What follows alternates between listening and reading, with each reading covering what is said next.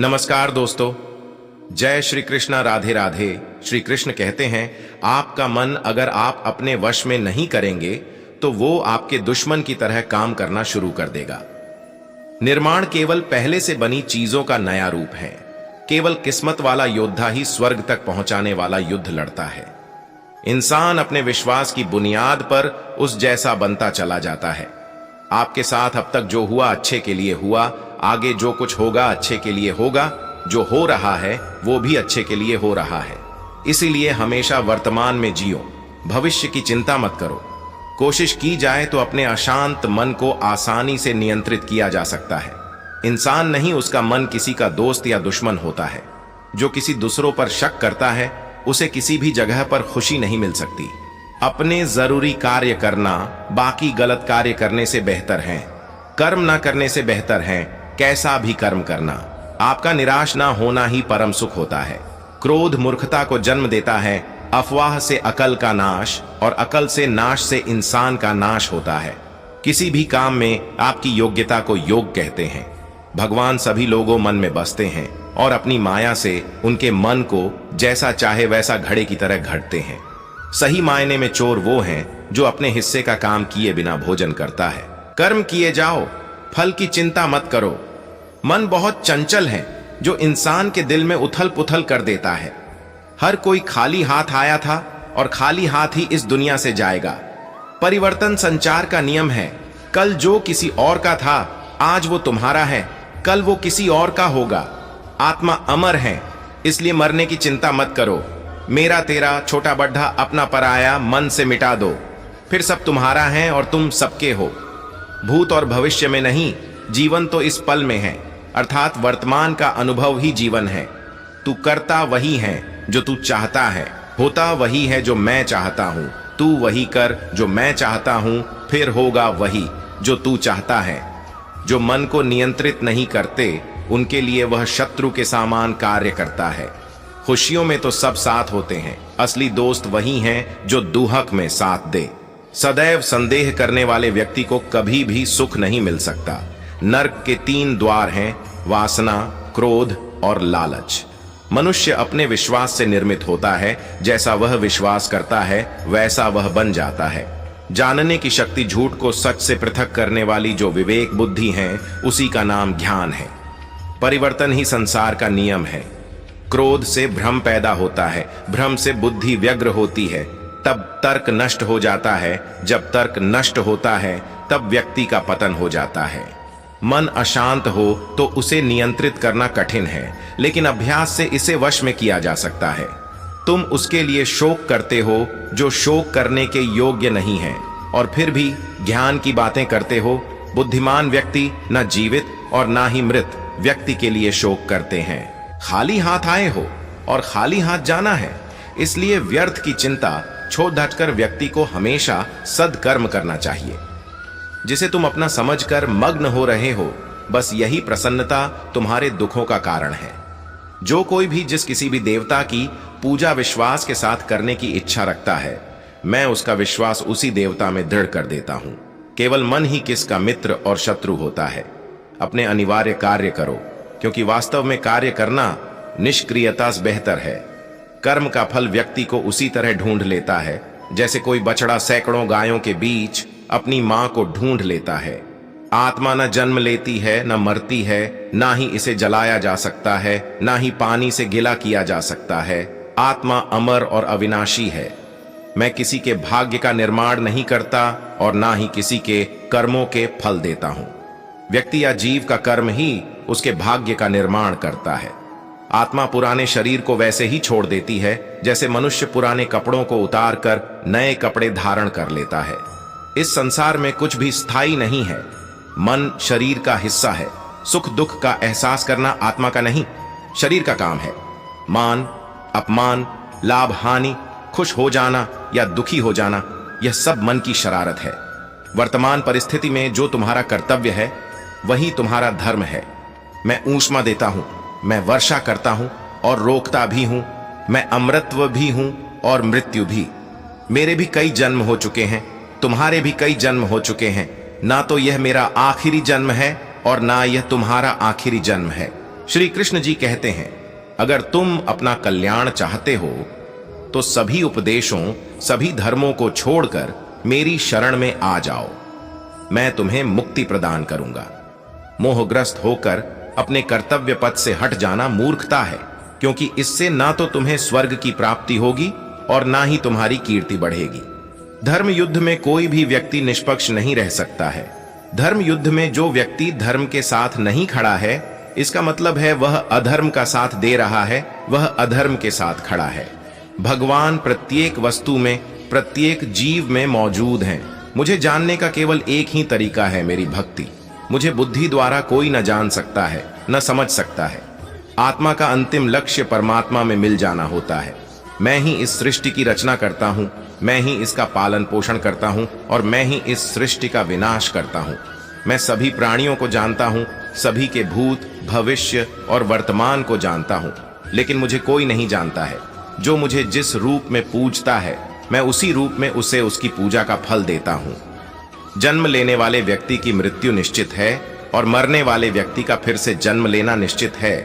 मूलतः मैं निराकार हूं, लेकिन मेरे भक्त बद्धे ही अनोखे और निराले हैं। कोई मेरी मूर्ति बनाकर मुझे अपनी नजरों से देखना चाहता है, तो कोई मुझसे प्रेमी, पुत्र या पिता के रूप में अपने समीप देखना चाहता है। अपने भक्तों के वश में होकर ही मैं भिन्न भिन्न रूप धरता हूं।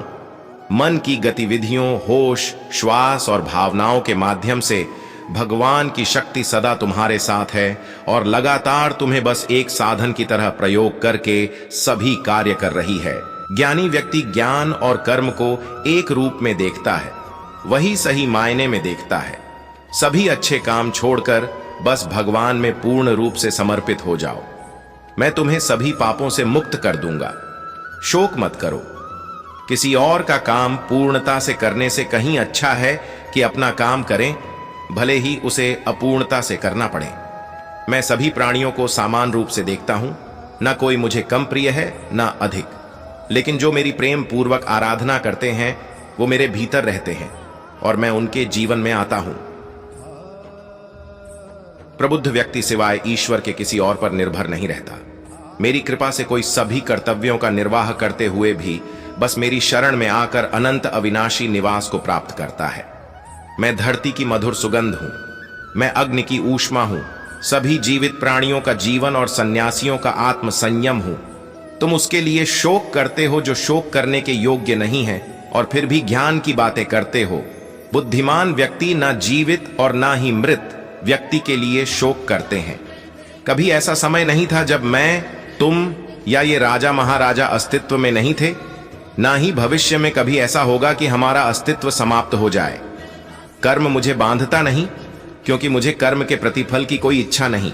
वह जो वास्तविकता में मेरे उत्कृष्ट जन्म और गतिविधियों को समझता है, वह शरीर त्यागने के बाद पुनः जन्म नहीं लेता और मेरे धाम को प्राप्त होता है।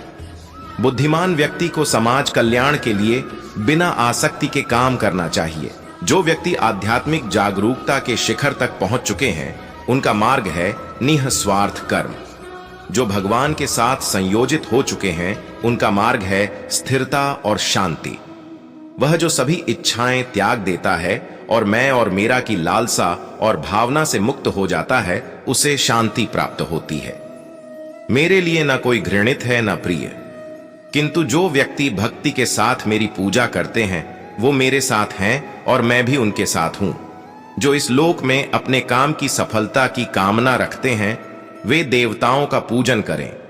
बुरे कर्म करने वाले, सबसे नीच व्यक्ति जो राक्षसी प्रवृत्तियों से जुड़े हुए हैं और जिनकी बुद्धि माया ने हर ली है, वो मेरी पूजा या मुझे पाने का प्रयास नहीं करते। स्वर्ग प्राप्त करने और वहां कई वर्षों तक वास करने के पश्चात एक असफल योगी का पुण्य एक पवित्र और समृद्ध कुटुंब में जन्म होता है। केवल मन ही किसी का मित्र और शत्रु होता है। मैं सभी प्राणियों के हृदय में विद्यमान हूं। ऐसा कुछ भी नहीं, चेतन या अचेतन, जो मेरे बिना अस्तित्व में रह सकता हो। वह जो मृत्यु के समय मुझे स्मरण करते हुए अपना शरीर त्यागता है, वह मेरे धाम को प्राप्त होता है। इसमें कोई संशय नहीं है। वह जो इस ज्ञान में विश्वास नहीं रखते, मुझे प्राप्त किए बिना जन्म और मृत्यु के चक्र का अनुगमन करते हैं। जो दान बिना सत्कार के कुपात्र को दिया जाता है वह तमस दान कहलाता है। मनुष्य संप्रदाय दो ही तरह के हैं, एक दैवीय संप्रदा वाले, एक आसुरी संप्रदा वाले। दैवीय संप्रदा मुक्ति की तरफ और आसुरी संप्रदा नारकों की ओर ले जाने वाली है। मन, वाणी और कर्म से किसी को भी दुख न देना, प्रिय भाषण, अपना बुरा करने वाले पर भी क्रोध न करना, चित्त की चंचलता का अभाव, दंभ, अहंकार, घमंड, क्रोध, अज्ञान, ये आसुरी संप्रदा के लक्षण है। भय का अभाव, अनंतःकरण की निर्मलता, तद्ज्ञान के लिए ध्यान योग में स्थिति, दान, गुरुजन की पूजा, पठन पाठन, अपने धर्म के पालन के लिए कष्ट सहना, ये दैवीय संप्रदा के लक्षण है। शास्त्र, वर्ण, आश्रम की मर्यादा के अनुसार जो काम किया जाता है वह कार्य है, और शास्त्र आदि की मर्यादा से विरुद्ध जो काम किया जाता है वह अकार्य है। आज फिर आईना पोंछता है कि तेरी आंखों में नमी क्यों है, जिसकी चाहत में खुद को भुला दिया, फिर उसकी आंखों में नमी क्यों है। बिना देखे तेरी तस्वीर बना सकते हैं, बिना मिले तेरा हाल बता सकते हैं। हमारे प्यार में इतना दम है, तेरे आंसू अपने आंखों में गिरा सकते हैं। प्यार तो एक ताज होता है साथी को जिस पर नाज होता है। राधा ने किसी और की तरफ देखा ही नहीं। जब से वो कृष्ण के प्यार में खो गई, कान्हा के प्यार में पड डाचकर वो खुद प्यार की परिभाषा हो गई। राधा कृष्ण का मिलन तो बस एक बहाना था दुनिया को प्यार का सही मतलब जो समझाना था। जब कृष्ण ने बंसी बजाई तो राधा मोहित होने लगी, जिसे कभी न देखा था उसने, उससे मिलने को व्याकुल होने लगी। प्यार दो आत्माओं का मिलन होता है, ठीक वैसे ही जैसे प्यार में कृष्ण का नाम राधा और राधा का नाम कृष्ण होता है। प्रेम करना ही है तो मेरे कान्हा से करो, जिसकी विरह में रोने से भी तेरा उद्धार हो जाएगा। हे मन, तू अब कोई तप कर ले, एक पल में 100 बार कृष्ण नाम का जप कर ले। जमाने का रंग फिर उस पर नहीं चढ़ता। जिस पर कृष्ण प्रेम का रंग चढ़ जाता है वो सभी को भूल जाता है, जो सांवरे का हो जाता है। कृष्ण की आंखों में राधा ही राधा नजर आती है, मानो कृष्ण की आंखें राधा की थाती है। अगर तुमने राधा के कृष्ण के प्रति समर्पण को जान लिया तो तुमने प्यार को सच्चे अर्थों में जान लिया। राधा राधा जपने से हो जाएगा तेरा उद्धार, क्योंकि यही वही वो नाम है जिससे कृष्ण को प्यार। किसी दूसरे के जीवन के साथ पूर्ण रूप से जीने से बेहतर है कि हम अपने स्वयं के भाग्य के अनुसार अपूर्ण जिएं। एक उपहार तभी अलसी और पवित्र है जब वह हृदय से किसी सही व्यक्ति को सही समय और सही जगह पर दिया जाए, और जब उपहार देने वाला व्यक्ति दिल में उस उपहार के बदले कुछ पाने की उम्मीद ना रखता हो। ऐसा कोई नहीं जिसने भी इस संसार में अच्छा कर्म किया हो और उसका बुरा अंत हुआ है, चाहे इस काल में हो या आने वाले काल में। जो भी मनुष्य अपने जीवन आध्यात्मिक ज्ञान के चरणों के लिए दृढ़ संकल्पों में स्थिर है, वह सामान्य रूप से संकटों के आक्रमण को सहन कर सकते हैं, और निश्चित रूप से यह व्यक्ति खुशियां और मुक्ति पाने का पात्र है। जो खुशियां बहुत लंबे समय के परिश्रम और सीखने से मिलती है, जो दुख से अंत दिलाता है, जो पहले विष के समान होता है परंतु बाद में अमृत के जैसा होता है। इस तरह की खुशियां मन की शांति से जागृत होती हैं। भगवान या परमात्मा की शांति उनके साथ होती है जिसके मन और आत्मा में एकता सामंजस्य हो, जो इच्छा और क्रोध से मुक्त हो, जो अपने स्वयं खुद के आत्मा को सही मायने में जानते हो। नरक 3 चीजों से नफरत करता है: वासना, क्रोध और लोभ। आपको कर्म करने का अधिकार है परंतु फल पाने का नहीं। आपको इनाम या फल पाने के लिए किसी भी क्रिया में भाग नहीं लेना चाहिए, और ना ही आपको निष्क्रियता के लिए लंबे समय तक करना चाहिए। इस दुनिया में कार्य करें। अर्जुन, एक ऐसे आदमी जिन्होंने अपने आप को स्वयं सफल बनाया बिना किसी स्वार्थ के, और चाहे सफलता हो या हार हमेशा एक जैसे। सन्निहित आत्मा के अनंत का अस्तित्व है, अविनाशी और अनंत है। केवल भौतिक शरीर तथ्यात्मक रूप से खराब है। बुद्धिमान व्यक्ति ना ही जीवित लोगों के लिए शोक मनाते हैं, ना ही मृत व्यक्ति के लिए।